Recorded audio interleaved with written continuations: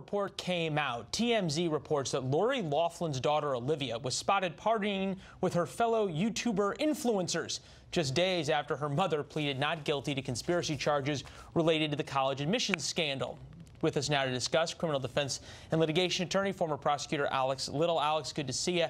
Good afternoon. Reports also out this week, may have gotten lost in the Mueller news, that a number of these kids now are getting target letters from federal prosecutors. You think about going after somebody's kids, that's almost like tactics prosecutors use against the mob.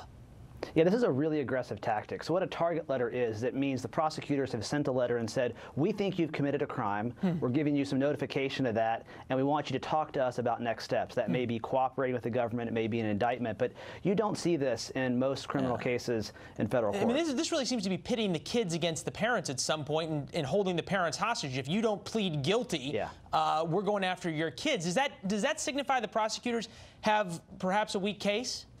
You know, it signifies that they're probably worried about going to trial. They don't want to play this out and get maybe a juror to say, I don't think this is serious enough for conviction. They want to push hard to get everybody to plead guilty before seeing the inside of a courtroom.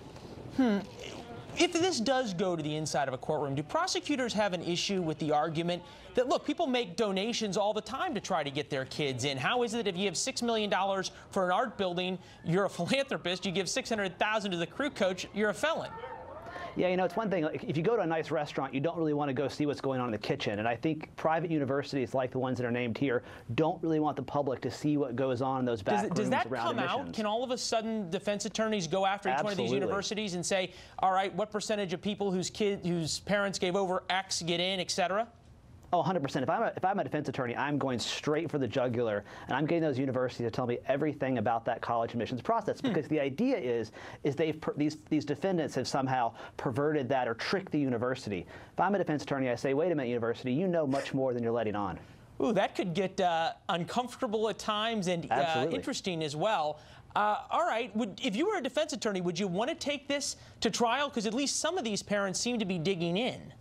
Yeah, you know, it really depends. I think some of these defendants, the folks you saw Felicity Huffman plead guilty, I think her guilty plea makes sense. They're going to have a felony. It's not really going to affect their life day to day as celebrities and unless they go to actresses. Jail. You know, there's very little likelihood under the federal sentencing guidelines or given the facts of this case that they're going to see the inside of jail. Oh, okay. So those folks, it makes sense. For folks they've accused for higher numbers where the fraud is in the, be $600,000 or $1 million or bribery, there's a chance they'll see jail. And those folks may just be like, I'm not spending a day in jail, let's fight. All right, well, Kim Kardashian has weighed in on this, evidently, telling CNN that if they, meaning her kids, couldn't get into a school, I would never want to use privilege to try to force them into a situation where they wouldn't thrive in anyway. Speaking of thriving, and Kim Kardashian's thoughts on child raising, where does this play for the kids? Because if all of a sudden you're a 50 or 60-year-old hedge fund manager with tens of millions, if not hundreds of millions of dollars, and you have the felony conviction, you talk about, all right, if there are kids who are then implicated in this, that changes the calculus. Well, I think on the one hand, remember, these are very privileged kids. These are kids of millionaires and multimillionaires, so they're going to be okay. They're not going to be out on the street.